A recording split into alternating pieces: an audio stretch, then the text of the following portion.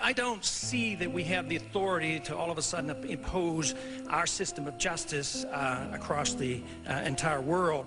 I do not think it's effective. I think it drums up more anti-American hostility more than it achieves justice. It has nothing to do with national security. Matter of fact, our national security is more jeopardized by permitting this to happen because we're liable to start a war. We're liable to have our military men killed. We're liable to have more attacks on us by terrorists. Our foolish policy in Iraq invites terrorist attacks against U.S. territory and incites the Islamic fundamentalists against us. Our foreign policy of military interventionism has brought us death and destruction to many foreign lands and loss of life for many Americans. From Korea and Vietnam to Serbia, Iran, Iraq, and now Afghanistan, we have ventured far from our shores in search of wars to fight. There is no evidence that this policy serves the interests of world peace. It certainly increases the danger to all Americans as we become the #1 target of terrorists. Our arrogant policy and attitude of superiority will continue to elicit a smoldering hatred toward us, and out of sheer frustration will motivate even more terrorist attacks against us. When we went into Iran in 1953 and installed the Shah, yes, there was blowback. The reaction to that was the taking of our hostages, and that persists.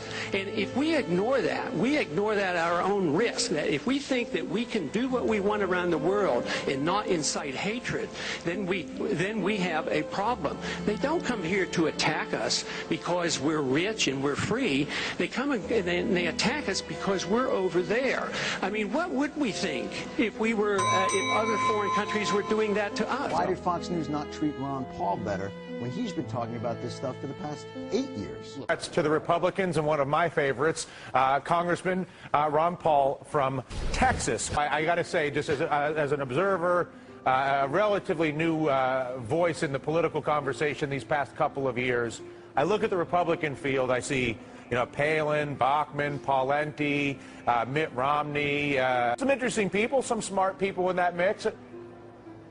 There's no way any of them are better than you for the Republican nomination. Let's just be, seriously. No, I mean, when you look at your articulation of the actual, I'm not saying your answers are all right. I don't know whether your answers are all right or not. But I do know the way that you frame the debate around the issues that this country faces is the most honest of almost any politician that I deal with. Do you not have an obligation at this point to run for president?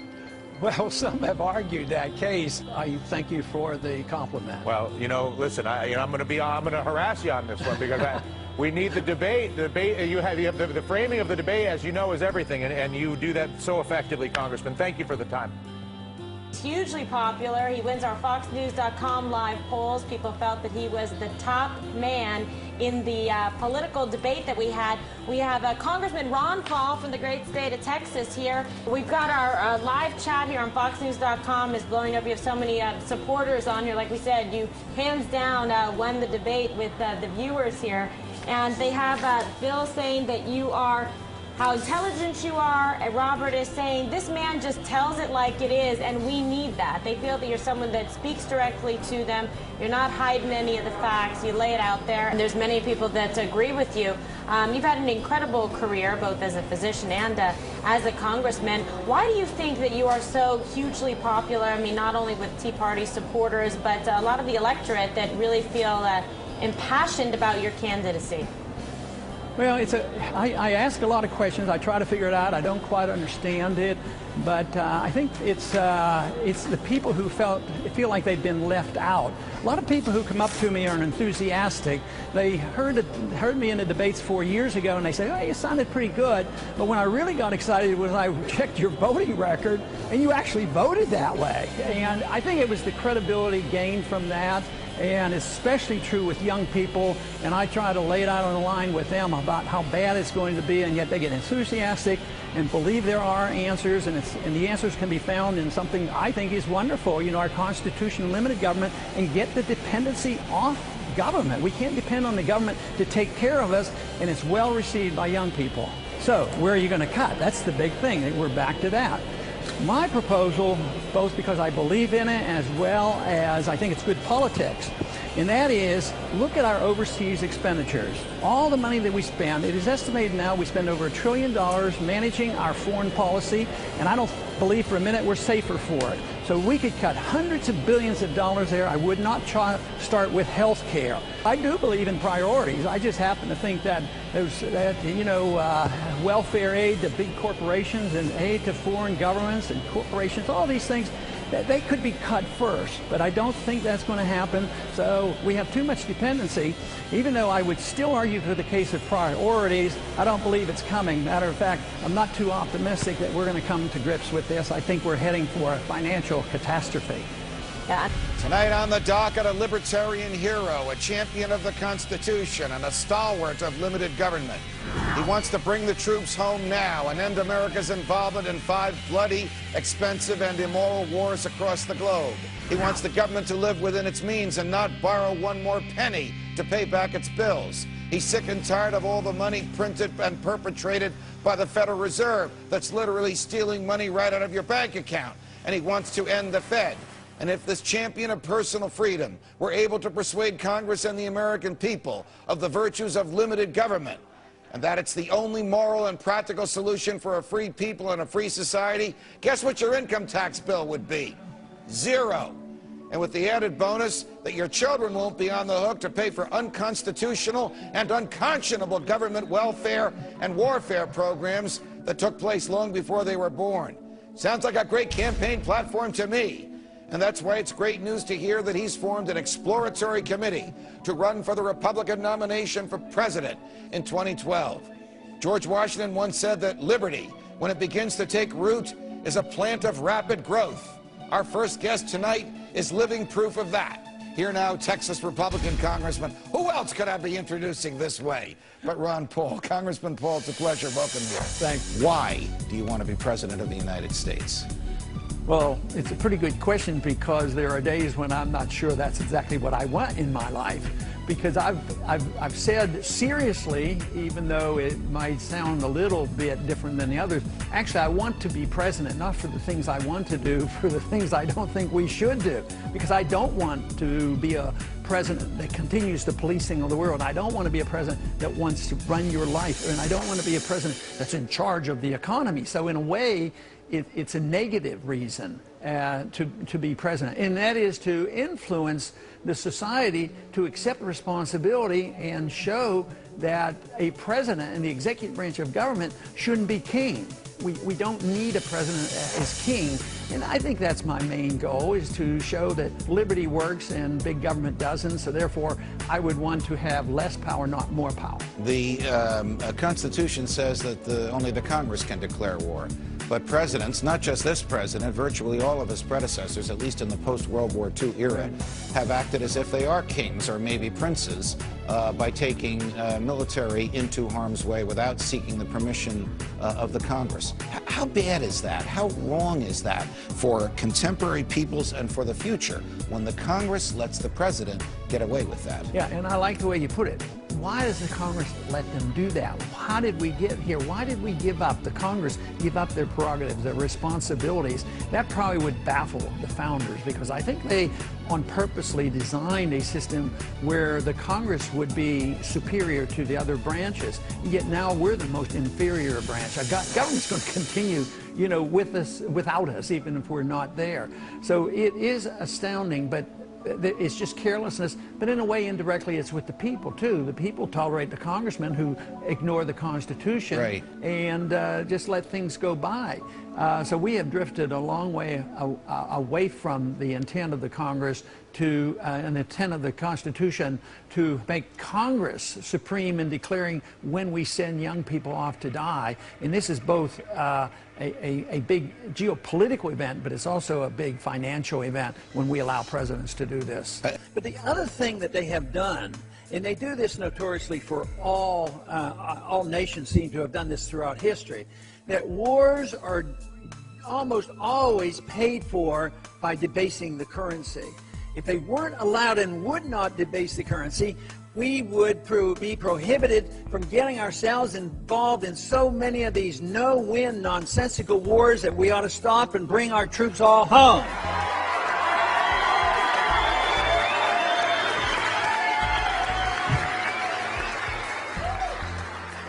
And this view is growing in popularity. But what I'm referring to is the giving up of our empire. The Soviets literally gave up their empire. And we will. For financial reasons, we won't be allowed to have a presence in the Middle East. We won't be allowed to, and we won't be capable of paying for the troops in Japan and Germany and doing all these things. And that, to me, will be good. We will draw back, take care of ourselves, take care of our borders, take care of producing wealth here, bring the jobs back, get taxes down low, and balance budgets, and that will be good. So yes, it will be reversed, but I do not foresee that the states will become independent, but more independent than they are now. They will not. They will have to give up the dependence on the federal government, and they will, because the federal government will be proven totally inept. They will have ruined our system. What happened to the Soviet system? They were going to take over the world. The Soviet system collapsed because they had this weird foreign policy of reaching out and occupying territories and thinking that they could conquer Afghanistan. And then they would look and say, what did we do as a people? Oh, yes, we didn't learn a lesson. The British couldn't do it. The Russians couldn't do it. But the Americans can do it. We know how to occupy Afghanistan. We know how to do it. I tell you what, I really believe in the principle of spreading our goodness. But I tell you what, I do not believe our goodness is occupation by militarism and doing it with the use of force.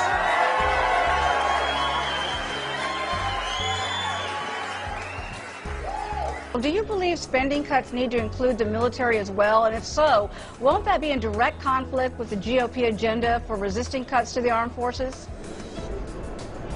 Yeah, I guess some are deeply indebted to the military-industrial complex, but I'm sort of from the Eisenhower era, where he and others warned about the military-industrial complex. I want a strong national defense, and if you waste money bombing places and then rebuilding them while our old country's falling down and our borders aren't protected, it's not going to work. So I think a growing number of not only Republicans, but a growing number of independents and Tea Party people realize that you can't say, oh, well, this cut spending for food stamps, but not to the military-industrial complex. That won't work, and I think that is really going to be the test. Since World War II, we've embarked in the wrong direction. We've been fighting all these wars and no declaration, so the war power issue is a key issue, and hopefully we can get to the bottom of it and not expand this power. But I think we get a pretty good idea about where the executive branch comes from, and I'm not so sure it would be unique for one party over the other. But the current office of the legal counsel to our president has said that it was necessary, it was okay to go to war to defend the credibility of the United Nations Security Council. I think that is an outrage. We're supposed to be defending the Constitution, not the not the United Nations Security Council. But this is not new. We did it in Korea. We ignore it sometimes, and now we ignore it in Libya. The War Powers Resolution, which was set up in '73, was supposed to curtail this. Technically, it was deeply flawed, but it actually legalized war for 60 days, which always drifts into 90, and even our presidents ignore that. So this is a mess, and you know, it's not all that complicated. Why do we complicate this for ourselves unless it's deliberate? Because we have a law. The law is called the Constitution. We're not supposed to go to war unless there's a declaration. We've been fighting this a long time, and the American people are sick and tired of it. It's draining us. It's draining us financially. And now we're into, how many wars are we in now? Afghanistan, Iraq, Pakistan, now Libya. We don't even know to the extent to how much we're involved in these countries. So we in the Congress demand, or should demand, our responsibilities again. It should be up to us when we go to war and not to the executive branch. Well, you know, I think of our problem more strategically than budgetary and tactical. You know, it's not an accounting problem, you know, waste and fraud and tinker here and cut a dollar here and dollar there. I think we have to decide what we want in our country, and I don't think we should be the policemen of the world. So we can go after the military budget. I don't even want to call it a defense budget because I don't think it provides defense. I want to cut the militarism that we pursue around the world, and that could cut hundreds of billions of dollars. I would go after the foreign stuff, and that's why I think the foreign policy is important. I think that we have a coalition of some Republicans and a lot of Democrats who think we spend too much money overseas and we shouldn't be expanding our wars. So that is a place where the American people should all join in. We're building an infrastructure in Afghanistan because we blew up Afghanistan and Iraq, and I think that's where we should really start to save. But you know, what I'm concerned about is this is not dealing with the problem, and it's a problem I've talked about for a long time. Our deficits are huge, and we depend on monetizing this debt. And when you do that... Explain that for people. They're just sort of trying to get into the conversation. Okay, both Republicans and Democrats really are responsible for this huge deficit financing. So if only the market could buy that debt, interest rates would go up and the Congress would have to quit spending. But the Fed comes in and buys it and keeps interest rates low. But eventually that turns into price inflation, in which I think you've observed already today a tremendous amount. Gold soaring again today. I mean, look at all soft commodities all day long. Yeah, and now that is a tax on the people. You know, literally the people are paying, their standard of living is going to go down. And I'm also predicting, and I think we've seen signs of it, interest rates are going to go up. And so this will make the budgetary argument of a few $billion nothing compared to the calamity that we're facing. And it's no easy task to get this under control. At the same time, you seem to be among the very few people, Republican or Democrat, who's willing to come in at least to a public theater like this one and engage in a conversation about the actual problem, which is the you know, I don't know whether you want to call it inefficiency or corruption or manipulation, whether it's the tax code and the Swiss cheese there, the lack of real transparency and choice or competition in healthcare, the nature of our foreign policy, our banking system, our energy policy. These are the core issues that are laying the American people with debt. Why are there so few of you? Why is the debate not run by more people like you that are debating trillion-dollar issues that we actually have, as opposed to this pro wrestling we get with the nonsense on 30 billion from you or 50 billion from me? Well, politically it's unpopular, especially if you'd been talking this way like I have for 10, 15 years when we should have been dealing with it. So this means you would have had to cut out the military-industrial complex and the special interests here at home.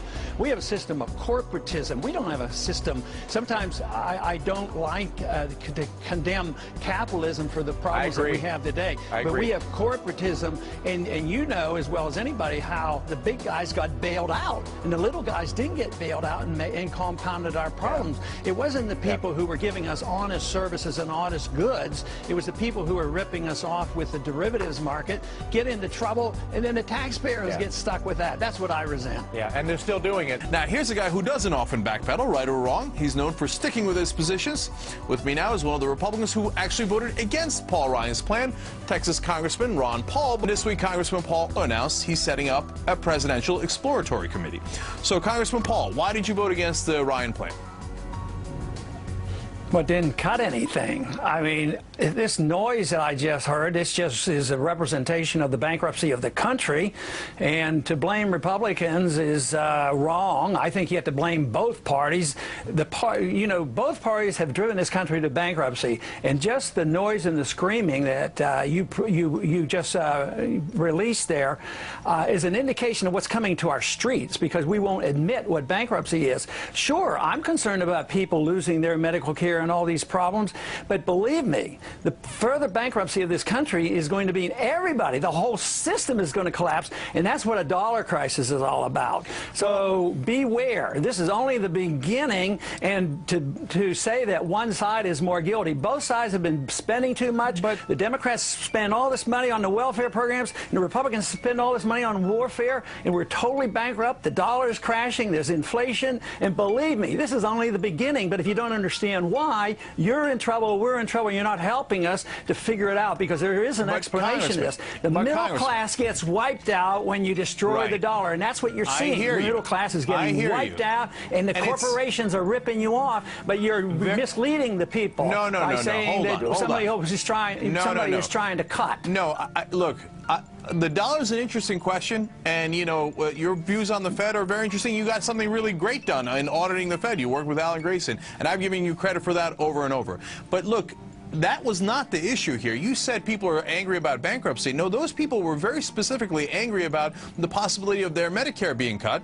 And when you look at the national polls, no, hold on now. When you look at the national polls, people are very strident on this. You've got 76% saying that Medicare cuts are unacceptable. You've got 67% saying Medicaid unacceptable to cut. Social Security 77% to cut. I mean, doesn't that show you that people are justifiably angry about this and they don't want to cut? Oh, yeah, they are, but they have to understand why, and I think you're misleading them. I'm concerned too, but it's going to get worse if we don't understand this. Now, my own personal opinion is that most of this stuff is all unconstitutional, all that, but that's not going to come about because we don't live in that age. But if we made common sense out of this, yes, I would cut all this militarism and not cut people off from medical care. But what's happening now is, since there will not be a consensus, there's an agreement in Washington. You vote for welfare, we vote for military. And it continues, and we keep printing this money. But the problem isn't that somebody getting something cut short on Medicare. It's the ending of it. It's the ending of the program. You have to understand, when the dollar goes, there's nothing left. There's runaway inflation. And now, this was the whole thing about the Bernanke hearings today. He admitted, you know, that there's inflation coming, and it's there, and there's not a lot he can do about it except print more money, and the dollar was further devalued. And that's the key issue. I have massive issues with Ben Bernanke. I have massive issues with Tim Geithner, who are Republican leftovers from the Obama administration, which is a Democratic administration, has taken on for reasons that no one can really fathom. So I agree with your points on that. But you're running for president, and you just said Medicare and Medicaid and Social Security are all unconstitutional. So if you become president, would you phase those programs out? Well, you have to start where you are. I think it's all going to end, and it's not going to end because of me or anybody else. It's going to end because of the bankruptcy. So, but I have an idea of what we can do. I would cut massively on this overseas spending, hundreds of billions of dollars, and work our way out of it. But no, you can do this. I mean, when I go to the college campuses and I get large crowds out, I say, do you think you're going to get anything out of Medicare and Social Security? They say, no. I said, I'd let you out. Just get out of the program, opt out. So you would restore your freedom, demand your rights to take care of yourself, and then take care of the elderly who are dependent. Don't put them out in the streets. So, and then you could do that, and you could work a transition. But there's a way you can have a transition. So I just want to get clarity. Transition. So if you became president, you would transition completely out of Social Security and Medicare. Well, you know, if I can get the people to agree and the Congress to agree, yeah, that would be my program, is to transition out, because this one has failed, and you're going to have riots in the streets. The food riots will come. They're all around the world, because this is a worldwide phenomenon. That's why the governments are breaking down around the world, because prices are going up. Because we have the reserve currency, everything is based on the dollars. Other countries are already suffering, and it will come here.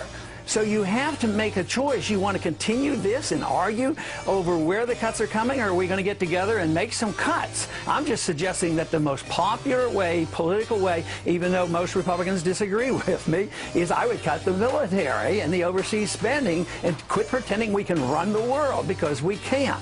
And then we could have a transition, and the young people know this. This is why I get support from the young people. They're willing to take care of themselves, and we don't have to throw anybody out in the streets, and we don't have to get rid of Medicare. But Medicare will be destroyed if the two sides don't get together and say, we've got to get our house in order. You just can't spend your way out and borrow the money and print the money. That is total destruction to our whole system. Congressman Ron Paul, I agree with you on militarism as well. That's why you're a very interesting person to have in the House of Representatives. Every single day I read another story about the encroachment of the federal and state governments on our personal liberties, and I get sick and tired of it on what they're doing.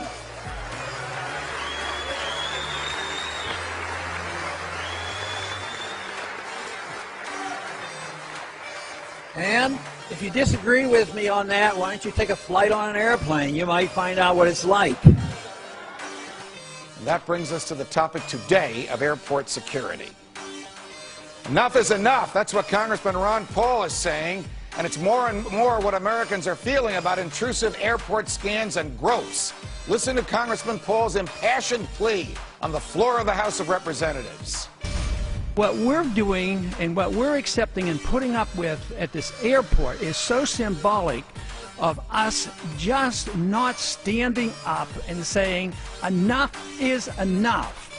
I know the American people are starting to wake up, but our government, those in charge, Congress as well as the executive branch, are doing nothing. Congress as well as the executive branch are doing nothing, but America's foremost spokesman for liberty in the United States Congress, Texas Republican Congressman Dr. Ron Paul, joins us now. Dr. Paul, welcome back to Freedom Watch. It's always a pleasure. What can the government do? The public is in acute distress. The president has been virtually silent. The Congress, except for you, seems like it's still on vacation. What can we do? Well, we should have done a lot less, a lot sooner. It would have been nice that they could have anticipated what it would be like if they created the TSA, where there were about 3 of us objected to that. But now, what do? Well, my suggestion is the first thing we should do is make sure there's no immunity for the people in the government doing things that are illegal for everybody else. And that's what my bill would do. That would be a step. But that's a long way off. How am I going to get the House to pass it, the Senate to pass it, and the president won't sign it? So that leaves it to the people. The people have to express themselves. And I'd have to say they're doing a pretty good job. And I would say not only the cables, but the Main Street media, give them credit. They're putting stuff out there, and they're showing the abuse. So it is waking up the American people. Sadly, it's slow. But I think we're making progress. I really think that people are getting annoyed. But I think a little bit of civil disobedience won't hurt. I mean, stand up to him and say, I've had this. He says, you can't make me do this, and see what happens. So I think opting out isn't the worst idea in the world. Here's the problem as I see it. You know, a person can't fondle their neighbor when their neighbor comes onto their property. We don't have the right or the power to give that power to the government. How can the government do something that we can't do, that we never empowered the government to do it? As I'm discussing this with you, we're showing a film of a 6-year-old boy being stripped to his waist and touched by federal agents against the parent's will. You know, and looking at this, and that's what motivated me the other day, was if this doesn't wake us up, what chance do we have to get them to bring our troops home and look at the Patriot Act and look at our foreign policy and do all the other things and look at the Fed? Those are big issues, too. But this one is in our face. If they can put up with this and say, oh, well, sacrificing a little bit of our freedom is necessary because we want to be safe.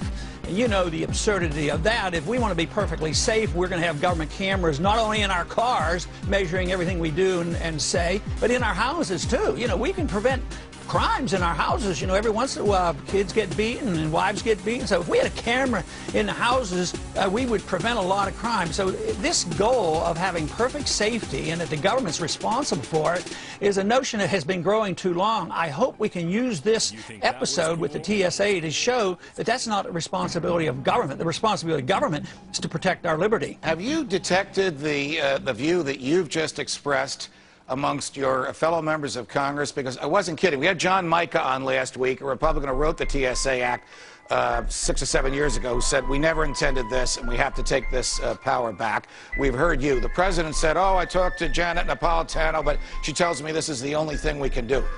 Congressman, Congress would never have written this law because they could never confront their constituents. This is a rule written by nameless, faceless bureaucrats. Question, are other members of Congress as animated about this as you are?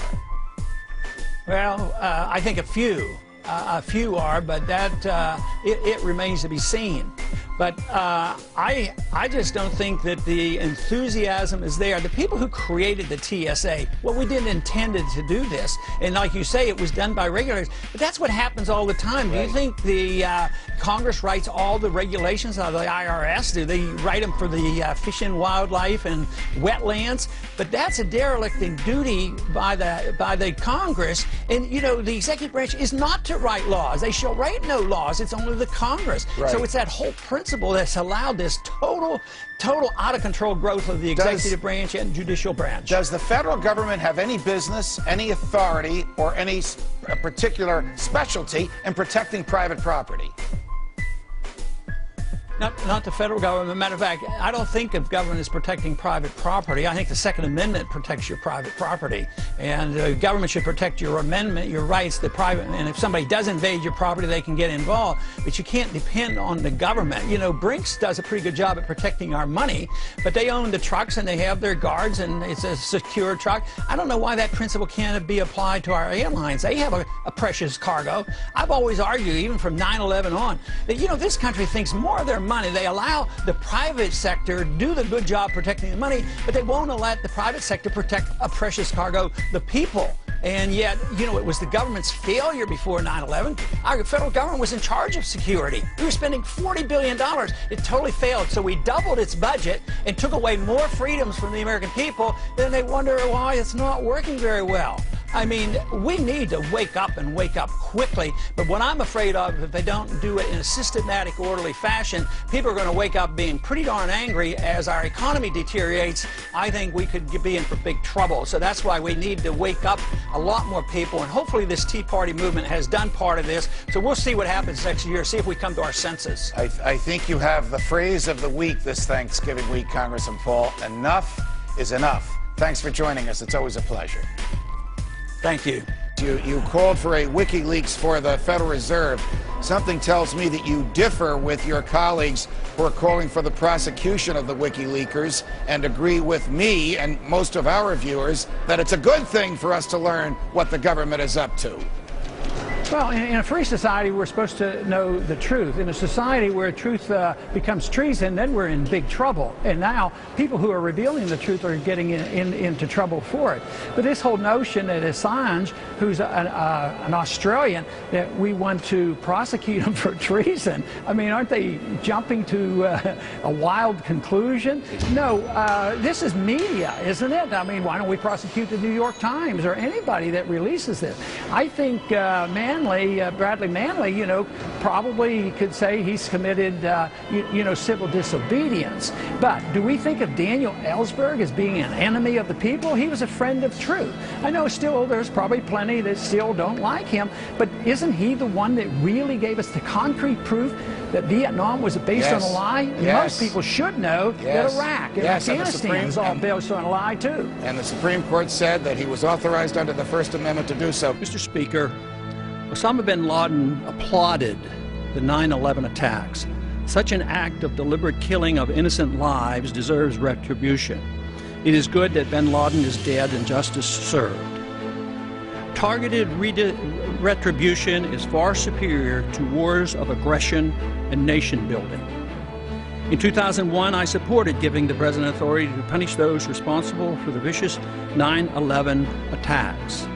Using this authority and opportunity to pursue nation building and remaking the Middle East was cynical and dangerous, as the past 10 years have proven. The sad tragedy is that it took 10 years, trillions of dollars, tens of thousands of American casualties, and many thousands of innocent lives to achieve our mission of killing one evil person.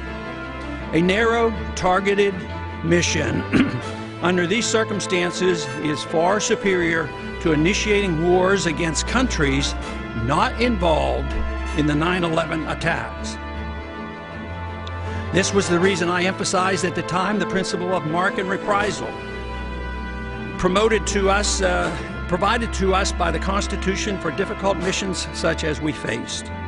I'm convinced that this approach would have achieved our goal much sooner and much cheaper.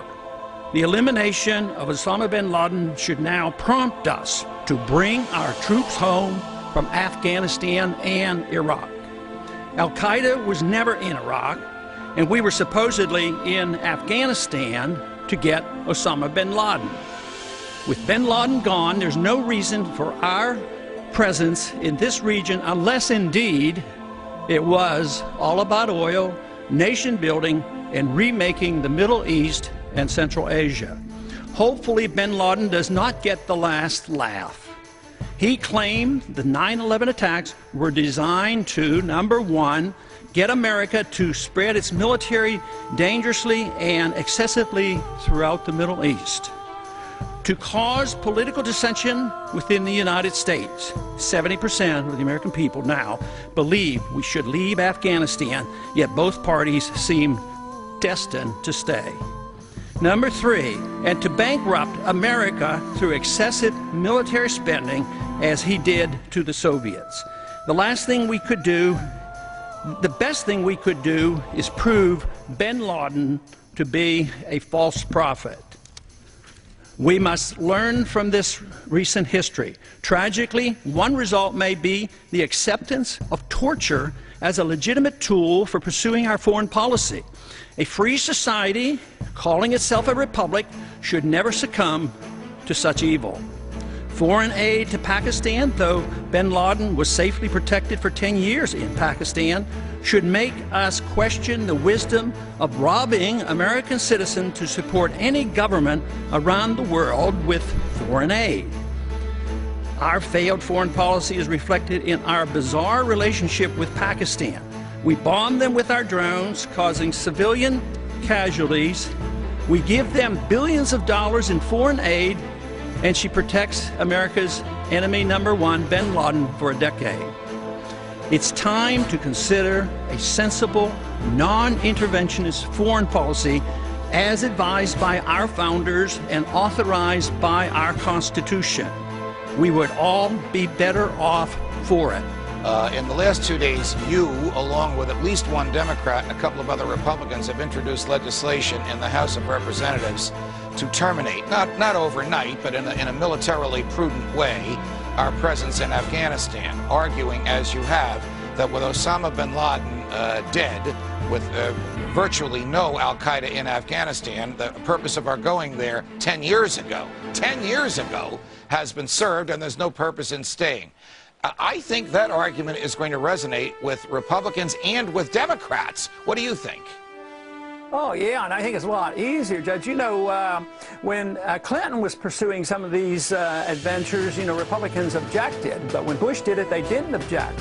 Now we're going to get more Republicans objecting to Obama. So I think it's just great that this is happening. And the resolution that we introduced, actually, it was very well planned. And Jim McGovern and Walter Jones deserves a lot of credit on this. They managed to get, I believe, 7 Democrats and 7 Republicans to make it a bipartisan. Getting the Republicans was more difficult than getting the Democrats, and we will get a lot more Democrats and more Republicans.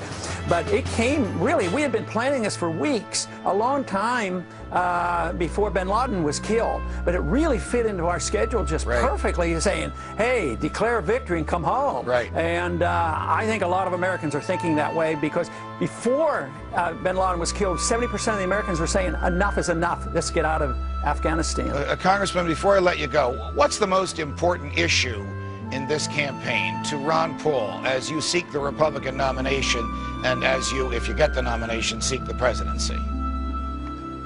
The goal that I've always had in my political activity is for the preservation of liberty, and always pointing out that foreign policy, you know, war is the health of the state. You undermine liberties. When you believe in economic interventionism, you undermine personal liberties. And this idea that government can mold behavior, undermine personal liberties, that is my goal. It's a freedom philosophy.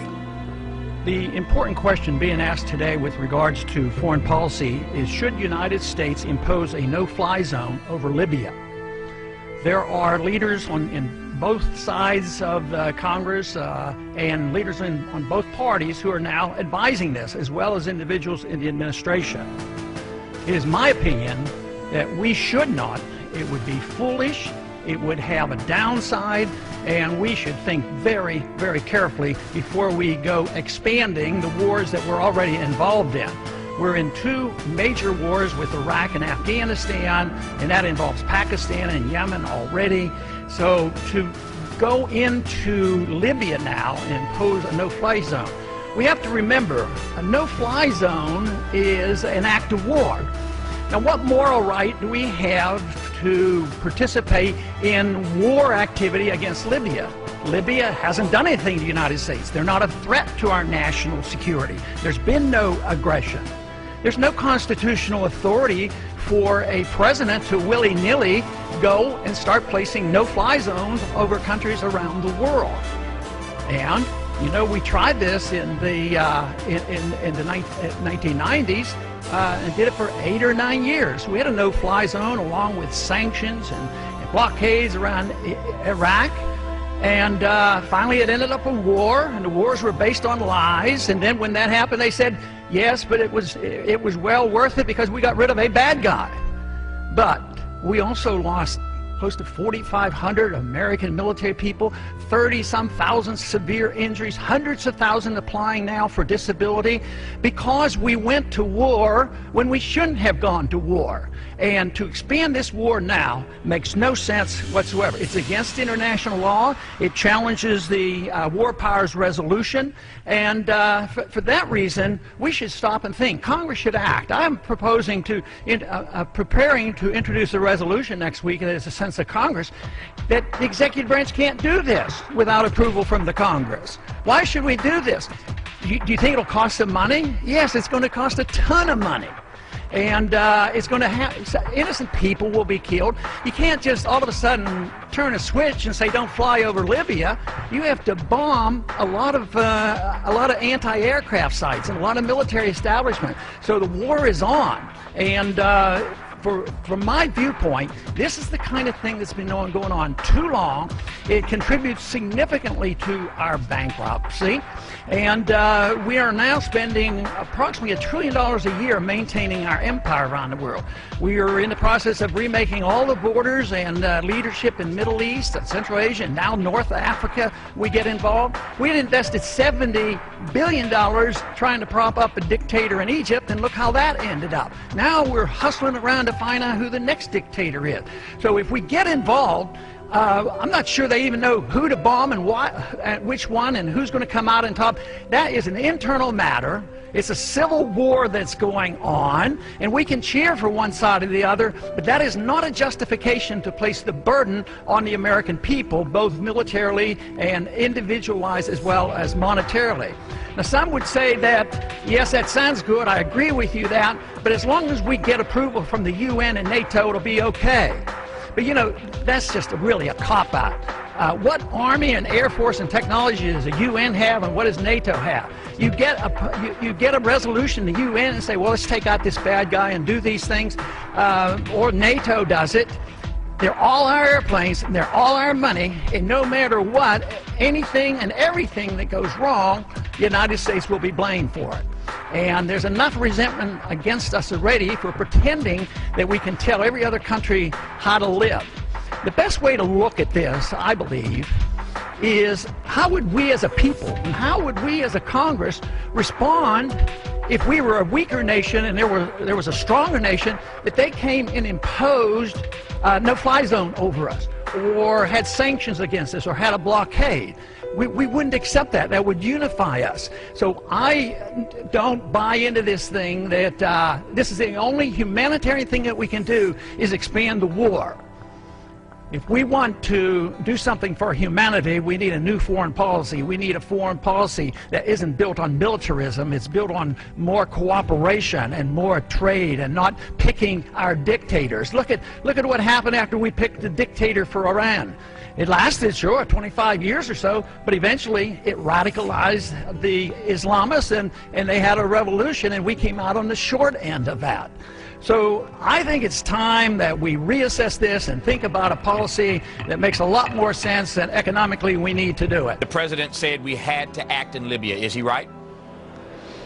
I think he's wrong. I mean, what are our interests and what are our values? Our values are defending the Constitution. Our interests are not served by starting wars. This is a preventive war. This is going in and saying, well, we're going to prevent something from happening, as if he knows exactly what would happen. And even if we did know exactly, where does the authority come from? You know, I have objected to these other wars that we have been pursuing, but this one might be a little worse because there wasn't even an attempt to come and inform the Congress and say this is what we're going to do. So I think we're taking one more step further with the Congress giving up its responsibilities and prerogatives and giving them over to the executive branch, and I don't like the trend. Didn't Obama then, I hear your point, but didn't Obama really just take a page out of Bush's playbook, and didn't Bush take a page out of Reagan's playbook? This ain't the first time a president's done this. Yeah, I think it's on and on. You know, Bush did, both Bush Sr. and Jr. did go to the Congress, even though I wasn't satisfied with that and voted strongly against it, not only because I thought the war was unwise, but I thought if you go to war, you're supposed to declare war and, you know, have a precise goal and a precise victory. So yes, it's a continuation of it, but this time some people would argue that it's slightly worse because he hasn't even made an attempt to get some type of token approval. And of course, I'm no fan of the United Nations. I don't think we should give up our responsibilities and our sovereignty to an international body to tell us when we should send young people off to war. And then on top of all this, some people actually bring up the subject of the cost of these things. They're very, very costly. The whole thing is we don't have room to spend hundreds of billions of dollars overseas as we have been while denying so many needs here at home. Obviously, you oppose the president on going into Libya, but since we've been there for these 9 or 10 days now, has anything been accomplished to your liking at all? No, I can't think of anything. You know, the more I see, the worse it seems to be. It's likely that there's Al-Qaeda in the group who are rebelling, and once again, you know, we're all over the place. We were buddies with and allies with Osama bin Laden when we were fighting in Afghanistan in the 80s, so we may well, you know, be serving the interests of the Al-Qaeda. And actually, the State Department hasn't denied this. They said, well, sometimes you have to, you know, make these type of partnerships when you're fighting an enemy. But who's going to make this choice on who's the worst person in the world? So, no, I think it's a bad move. I think it's bad for our national security and bad for our finances and bad for our Constitution. Somebody said years ago that the first casualty in war is the truth. The very first casualty is the truth.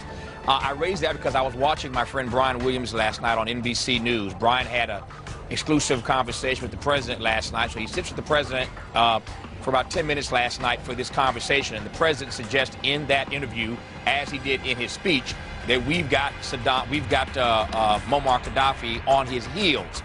So the president says we've got him on his heels. After Brian finishes the interview, he goes to their foreign correspondent, Richard Engel. Engel is on the ground in Libya, and these guys are running faster than Jackie Joyner-Kersee trying to get away from Gaddafi. So the president says he's on his heels, but the story on the ground is these rebels are on the run. That's the story again in the news today. So who do you believe about these stories?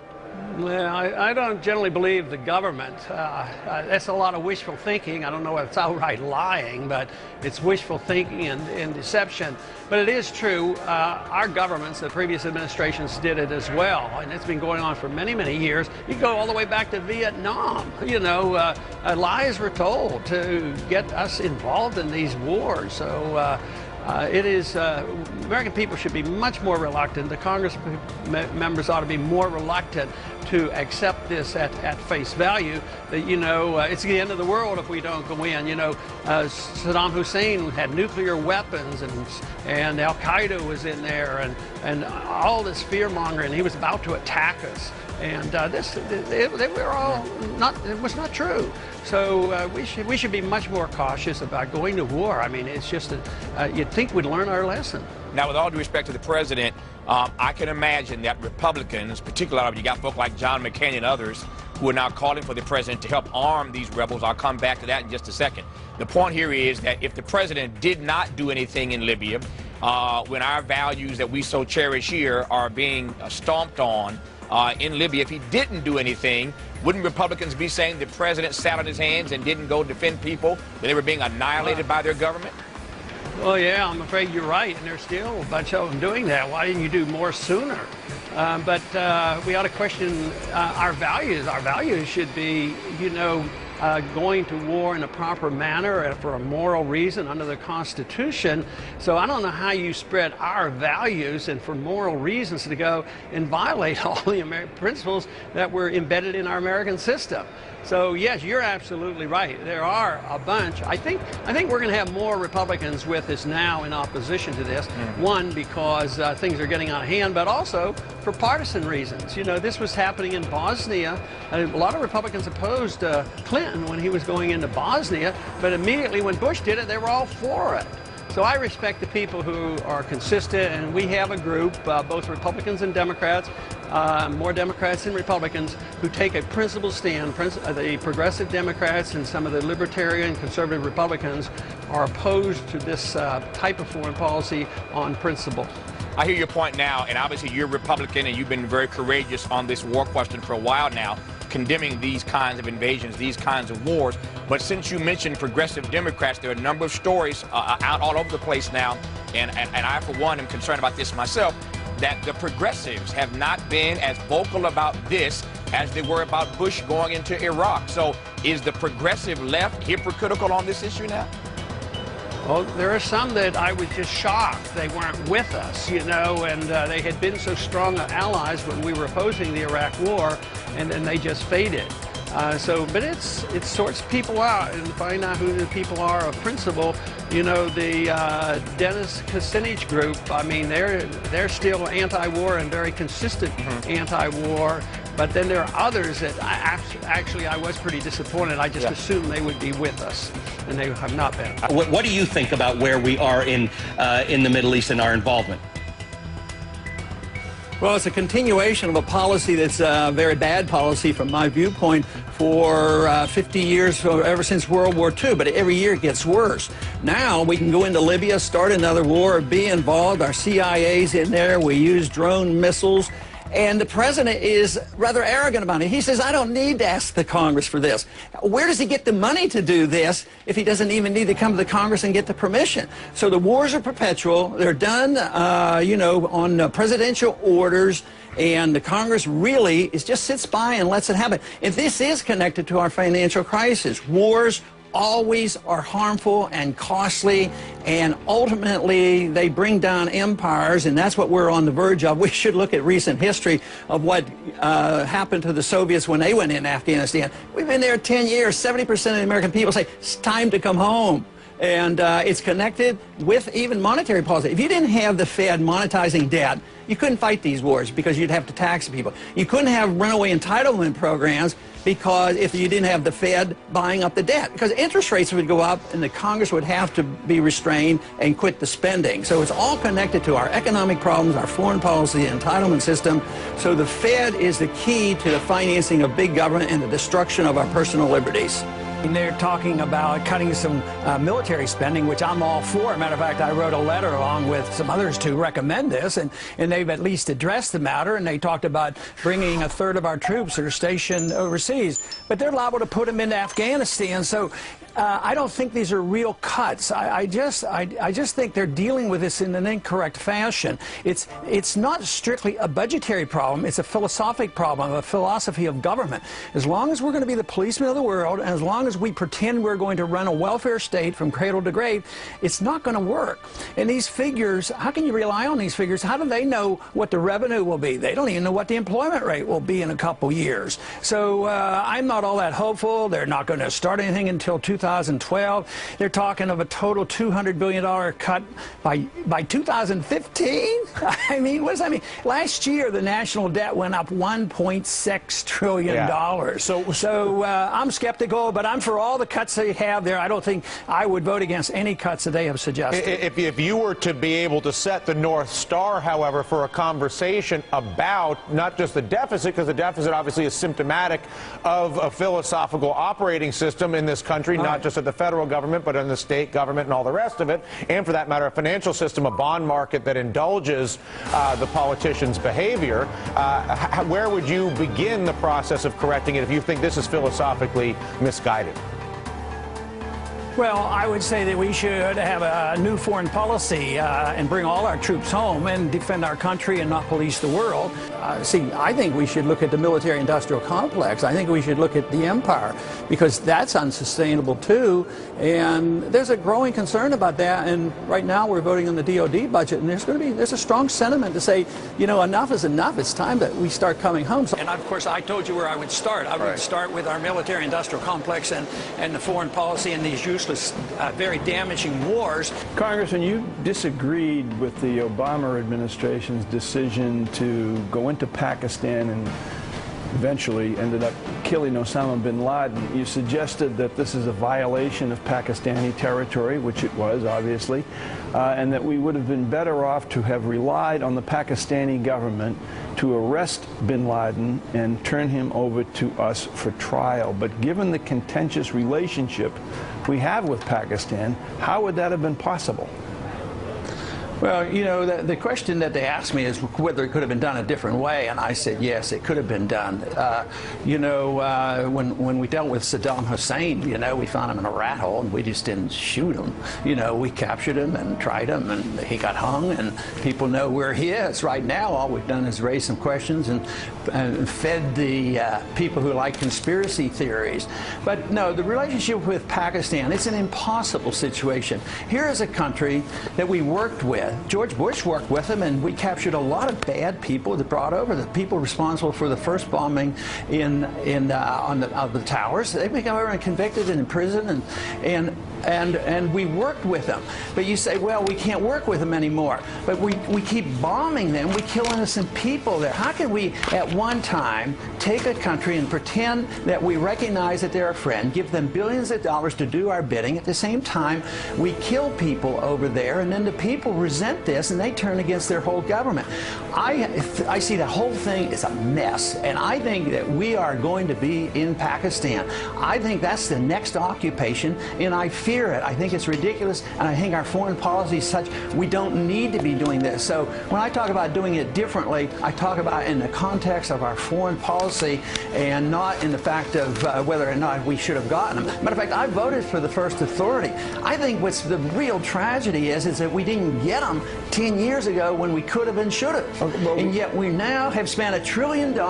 We've lost 5,000 people, our soldiers, in fighting 2 wars that had nothing to do with bin Laden. And to me, we have to reassess the foreign policy just like we have to reassess our economic policies here. The implication of part of the answer that you just gave is that you feel that the Bush administration handled Pakistan better than the Obama administration has? Is that correct? I think when we went after the bad guys, they cooperated with us. So why shouldn't you assume that they could do this again? But I also understand why the situation is much worse, and that's why you can't see this as an isolated incident. You have to look at this in the context of our foreign policy, why we are having difficulty. Yeah, I do think in some terms, of course, I was a strong critic of the foreign policy of George Bush too, because he missed it. He missed the target in Afghanistan at Tora Bora, and he went off fighting a war in Pakistan. In Iraq that we should have never fought. So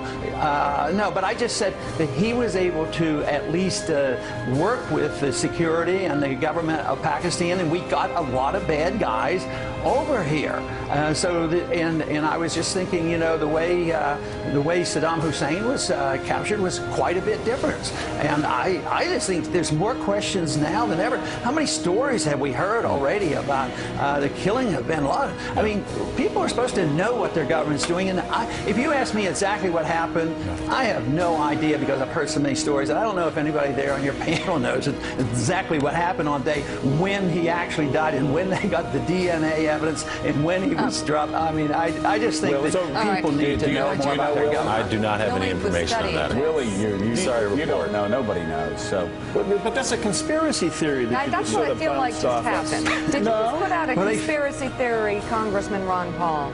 No. I think what the inept policy invites people to think about conspiracy theories because we don't get all the evidence, and I think that's where we are now. I think there will be plenty of conspiracy theories because we're presented facts that we're changing almost on a daily basis. Congressman, it's Willie Geist. I just want to follow up on something you said a minute ago, that you suspect Pakistan will be the place the United States occupies next. Do you have information on that, or that implies there'll be some sort of invasion? No. Why do you say that? Just because I look at what has happened in the past 30 or 40 years of all the unintended consequences and what we have done and how we are spreading and the attitudes that has been pervasive in our government for the past 10 years, that we have this obligation to spread our goodness and protect our financial interests. And right now, Pakistan is a big problem. And the people there, we have created a civil war there, and the fact that we go over there and and we violate their security, and the people rebel against the government because they see their government as being a puppet of the American government. So it's total chaos, and I am afraid, I hope I'm absolutely wrong, but I'm afraid we will be in Pakistan trying to occupy that country, and it will probably be very unsuccessful. Governments like secrecy. They're not, you know, whether it's the Federal Reserve or our foreign policy, just think of many times we've gone to war by distortion of the evidence, you know, and lie our way into war, whether it was World War, whether it was Vietnam War, or you know, going into Iraq. I mean, they have to, you know, deceive us. And then when the people distrust the government, then any questioning government is called a conspiracy theory, you know, and they do that to say that, oh, you're nuts, because everything is a conspiracy. But I think the best thing is you should only believe the conspiracies that are true, you know. Of course there's a conspiracy, people getting together and thinking, well, how are we going to manipulate the money supply? But in an intellectual way, those of us who think that we should have a different system, you know, we sit around and talk, so we conspire, and that's, use the word loosely, we conspire on how we're going to change the world and how we're going to get more people to understand economics. So but it's almost like, why is the government so stupid? If they don't like the conspiracy theaters, why do they set the stage for them? Speaking of conspiracies for freedom, when I first started studying the monetary policy issue, it seemed to me like there was a showdown coming as the dollar collapses between those who want to move to a global fiat currency and those of us who want freedom in monetary policy. And now just recently we had George Soros with his meeting at Bretton Woods several weeks ago. And then I go back to the 80s when you started this championing this cause for sound money, for getting away from the Federal Reserve System. Do you think that showdown is coming anytime soon? I think the showdown's inevitable because fiat money doesn't last forever, and it will end. But there's no way to know which month it will occur, which year. When I talked about the financial bubble before and the housing bubble, I didn't know what month it would be. It could have been a year sooner or a year later. In the same way with the monetary crisis, because there's a confidence factor in there. As long as it seems like our dollar is working and they're still taking our dollars, China's been willing to take a lot of our dollars. They've had well over $1 trillion, but they're not taking them this amount. They're shrinking their portfolio now of dollars.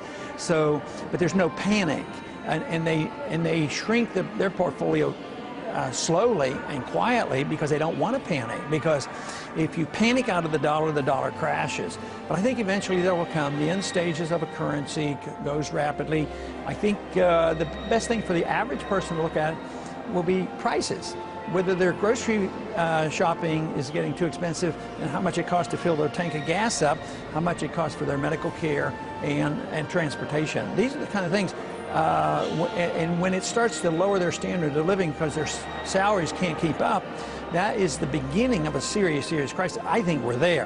Mm-hmm. Now, how rapidly it will move in the next 12 months or so, I can't say that. But my guess is that by November next year, the main topic won't be bin Laden. The main topic is going to be how come I'm getting poorer and poorer, and why did Wall Street rip us off because they were too big to fail, and why do they continue to make huge profits? At the same time, unemployment stays very high, and the people who lost their houses haven't gotten their houses back again. I think that'll still be the major issue next year. I do think it's easier to cut overseas spending, politically speaking. I think I can make the case that we should bring our troops home, change our foreign policy, quit these ridiculous wars. We would be safer and richer for it, and that's my argument. I think I could actually sell that politically easier than saying, oh, okay, let's cut medical care for the elderly. You know, that doesn't make any sense to me.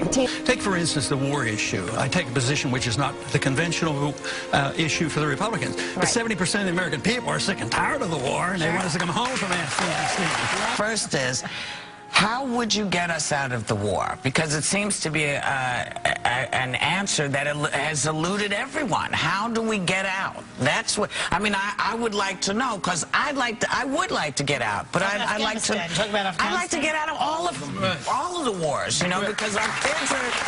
But how? Do you have a? I don't think it's complicated. Okay. How did we go in? We just marched in without permission, without a declaration of war. So a good president would just march home. They would just leave. Well, you know, to be fair to you, you said this about George Bush's war in Iraq also. You're very consistent.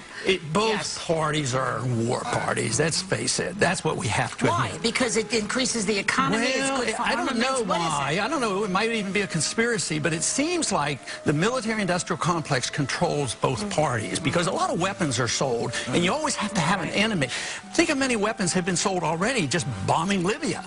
How many dollars do we have to spend getting more drones to drop bombs on Pakistan? But it's both parties. That's why the people have to wake up. If they're tired of war, and they will eventually get tired of war, they're getting that way. We'll be but it'll be financial. It'll be bankrupt. Most empires end when they go into a financial crisis, and we're in the middle. We're starting it. I mean, we've had the bursting of the financial bubble. Now we're about to go into a dollar crisis. I don't support most programs because most programs are, as far as I'm concerned, technically unconstitutional. Unless I see the authority there, I address it like I address the war issue. Don't go to war unless it's a declared war, and the president can't do it. Well, I look to Article 1, Section 8, and I look for my authority, and if it's not there, I don't do it. And that's why I have to vote no a lot. You don't have a right to things and services. You have a right to your life. You have a right to your liberty. And if you want good medical care, or if you want a healthy economy, you have to have a free market economy with sound money and good contract laws, and then there'll be great prosperity. But we have a system of corporatism now where business and governments are partners, and they rip us off, whether it's the military-industrial complex. In medicine today, both parties promote a form of medicine delivered by corporations, big drug companies, insurance companies, and that's why we have lousy care. If the Republicans and the interventionists are going to keep the war policy going, and the Democrats in the Senate are not going to cut Medicare, Medicaid, Social Security, we're going to have the third straight $1.4 or $1.5 billion deficit. How long do we go forward with these kinds of deficits before you have some international crash? Well, I think we're on the verge of it, and actually the national debt goes up faster than the deficit. So we were 1.7 last year, $1 trillion increase in the national debt. No, the timing is unpredictable, as most of us should realize, but the inevitability of continuing this kind of spending will lead to the crisis. And of course, I argued that this was the setting of the stage for many, many years, maybe decades, that we had embarked on this. And this should bring us all together. I mean, all spectrums, if they care about their country, that we ought to be talking about it. I have worked with the progressives, and I can get a lot of them to agree that deficits aren't that good, and they might want to balance the budget differently, but they know deficits are bad. And I think that, the foundation has been totally eroded out of the monetary system. It's the worst conditions this world has ever seen because it's based on a fiat standard which is worldwide, and because of the internationalization and the communications we have today, it is worldwide. It's a worldwide bubble with these fiat currencies. Very, very vulnerable, and one day it's going to break loose, and maybe it could be next week, next month, or next year, but it will come, and people have to realize that. So when people say, oh, we can't cut this and we can't cut that, what if they knew that if in a year from now there would be nothing functioning because the dollar doesn't work? That is much, much worse. It seems that there is no difference between Republicans and Democrats when it comes to these wars. In fact, Barack Obama's tripled the number of troops in Afghanistan, and Republicans are pushing him to commit even longer. We've been there for over a decade, Ron. Yeah, and this is the bad part of bipartisanship. Foreign policy is always bipartisan.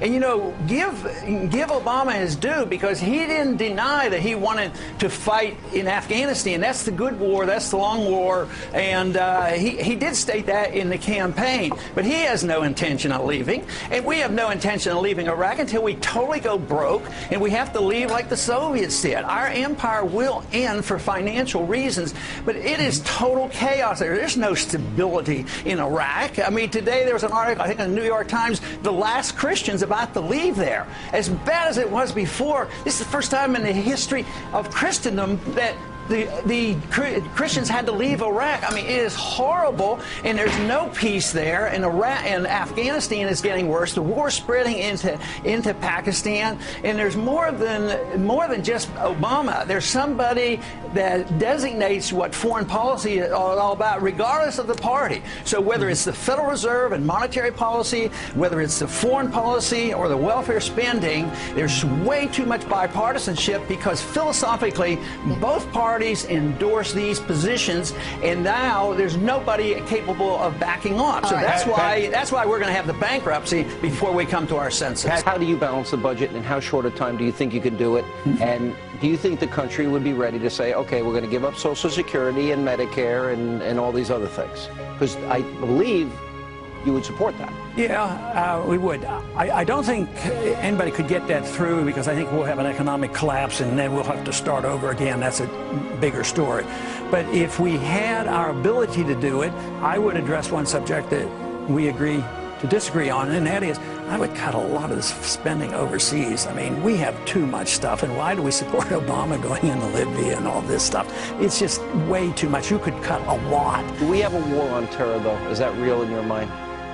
Yeah, but you have to understand where the terrorism goes. I know Michael Schur comes on Fox at times. I don't know whether you've had him on there. I read him very seriously. I consider him the most intelligent person and most knowledgeable person about Osama bin Laden. And he has a new book, out of that. So I think looking at that means that our foreign policy does have something to do with our problems and our dangers that we face here. But I don't see that. Well, when you say that, I think people interpret that we incite the attacks against us. The conclusion of the 9/11 Commission was they were at war with us, but we're not at war with them. Yeah, but the 9/11 Commission also recognized that there was a blowback phenomenon. The fact that we were over there and had a base in Saudi Arabia was part of it, and Osama bin Laden said that, and we immediately after 9/11 removed the troops from Saudi Arabia. We closed that base down. But the 9/11 report recognized that. But if they're at war with us for a decade and we're not at war with them, do you not agree that there is a desire among Islamic extremists to have an Islamic caliphate, Sharia law, and conquering the world? Because that's their stated goal. Yeah, I mean, that's what they say they want. But I think it'd be this many, but because we're over there, their numbers grow. That is what you have radicals in all religions, and if there's some way to incite them, their numbers will grow. So their numbers have grown, but they use us to do that, and they say, "Oh, they're over here. We support all the." I think they hated us. You said about the Ground Zero mosque issue that you thought that this was a religious freedom issue. And I have a real problem when the families, and you said, you were raising the question about who's, raising the question just why and what's driving the people that were opposing it. Now, if we look at Imam Rayouf, guy that wants America to be Sharia compliant, that thinks Osama bin Laden is made in the USA, we're partly responsible for what happened. You're not concerned about the families of 9/11 and their reaction after losing their loved ones? But I'm also concerned about guilt by association and blanket guilt by a group. And if that goes through and you say you can't do it because it's Muslim and there were some bad Muslims over here and they did this means you blame the religion. And you don't want to blame the religion, but in order to do that, if something happened that it had to been a Catholic or something like that did it, would you think, oh, that's a good idea? We don't want, because he was a Catholic and he did bad things and therefore we can't allow a Catholic church to be built in a certain area. But when I listen to you, I hear you talk about first founding principles, which, by the way, are really important. And I think that's the area that I would find an agreement with you. The difference is that the Imam, while we believe in free speech, believes in a value system. When he says he wants America to be Sharia compliant, it's the antithesis. Wait a second, this is important. It is the antithesis of everything we believe in. Women don't have rights, they don't drive, they get stoned to death, they need 4 male eyewitnesses if they're raped. They don't get to go to school But that's not coming here. We have to stay with what he wants. That's what we have to do is defend our principles. And actually, the principle here is a private property principle. We shouldn't have governments building buildings and telling people where to build. It should be a private property issue. If you own that land over there, you shouldn't be told what you can build on there. If you want to rent it to any type of religion, you should be able to, and you can't have guilt by association. It's not guilt by association. The words of this guy on 60 Minutes that if somebody wants America Sharia compliant, Sharia by its very nature as applied, is one that denies women rights. But that's a different issue entirely. I mean, that goes on in Saudi Arabia, but he wants that in America, is what he said. I know. So he's fighting for that. But then you defend it by a better idea. You defend it by the Constitution. They can't do that. By opening the door, isn't that opening the door for somebody who wants to overthrow America into a system that is contrary to our fundamental beliefs? No, I think you're closing the door on what makes America great: property rights and the fact that you don't have people guilty because they belong to a group. And you don't have everybody guilty because of something horrible that has happened. Later this morning, we will be debating and voting on 2 resolutions dealing with Libya. The first one, H.J. Res. 68, has been said to be one that literally endorses exactly what the President has been doing, and I agree with that. Even though it excludes ground troops, it doesn't talk about special forces, CIA, contractors, and unlimited bombing, which is really what we have to restrict. But the second one, H.R. 2278, has been said to be more strongly worded in restraint on the President, and this is where I disagree. I believe the wording is different, and it says no funds for ground troops, but then it has exceptions, and the exceptions are for all the things that we're already doing. So I believe if we vote and pass the second one, it will be the first time this Congress has given authority to the President for what he is doing right now. So I urge my colleagues to look at both of these carefully. I have concluded that not only should the first one be voted down, but it's very important that the second one be voted down as well. I have a lot of complaints about how we deal with the issue of war.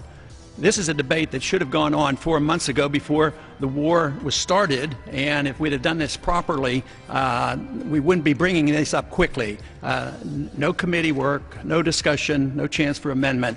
But nevertheless, I will support the rule because at least we get a chance to talk a little bit about what's going on in Libya.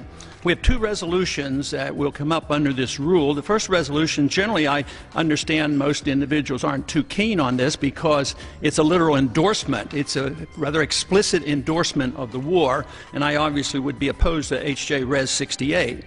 But my greatest concern is about H.R. 2278. Because the way I read this resolution is that it essentially grants the same authority that we grant in the first one, because we say that, oh no funds can be used, deny the use of funds, but how can you deny the use of appropriated funds when they're using funds that weren't appropriated? It's so redundant. The funds were never appropriated, so yes, it's a good statement. No funds, you don't continue to be illegal is what we're saying. But what I'm concerned about are the exceptions. All the exceptions are for the things that they're doing. You know, like search and rescue, intelligence gathering, renaissance, surveillance, refueling, operations planning, and doing everything except pull the trigger. So we're legalizing that. I believe that H.R. 2278 is the first time that we in the Congress are making a statement that we are granting authority to the President to pursue this particular war. So I am in strong opposition to that resolution as well, although I understand the other side of the argument because it says denial of funds. But, you know, the resolution actually says that, you know, the main reason, the author of the resolution said, the reason why we have the exception is to protect the integrity of our contract or agreement with NATO. Well, in the resolution said we have to stop the funding because we don't want to support NATO's war. So it's totally inconsistent, makes no sense whatsoever, but it reminds me of the War Powers Resolution. You know, after the Vietnam War, we didn't want to get into that kind of war anymore, so they come along to Congress, and it's infinite wisdom with great good intentions designs the War Powers Resolution, which legalized war for 90 days. That's part of the reason why we're here. We're worrying about 90 days, but here we're going into the 4th month dealing with the War Powers Resolution. There's a simple solution to all of this, and that is obey the Constitution, don't allow our presidents to go to war without a declaration of war, and we wouldn't be facing this problem of this debate that actually gets a little bit silly. on restraining the president. Yes, we should. We should exert ourselves. We have the prerogatives. We have the obligations. Time has and we expired. have avoided it. It's time to stand up for the rule of law. All right, well, let me tell you something. You've got so much support out there, and people want to know where can they go to get more information, because you are a big-time contender for the 2012 presidential election. So where should they log on to? Ron Paul 2012. There you go. As simple as that. See, this guy just tells it like it is. Fantastic. Congressman, always a pleasure. Thanks so much for being with us. Thanks for having me. Well, I hope as you go forward and get into debates with more of these neocon chicken house draft dodgers, that you remind them that you're the candidate with the troops on your side. Thank you very much. Thank you. Good to be with you.